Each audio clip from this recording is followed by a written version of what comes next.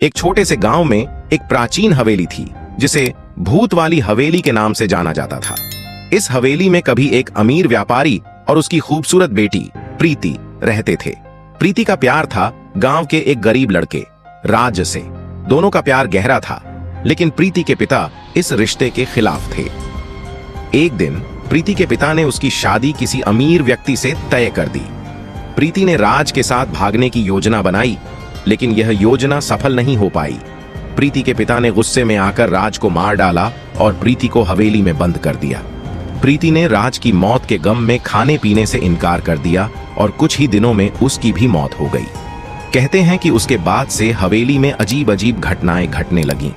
लोगों ने हवेली से रात के समय हंसी और रोने की आवाजें सुनी।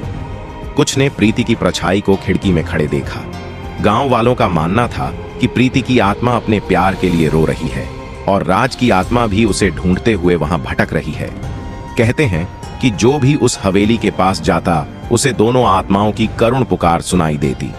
गांव वालों ने हवेली के पास जाना बंद कर दिया और उस जगह को भूतिया घोषित कर दिया। सालों बाद एक साधु वहां आया और उसने हवेली में तपस्या की। उसने कहा कि प्रीति और राज की आत्माओं को शांति देने के लिए गांव वालों को मिलकर प्रार्थना करनी चाहिए।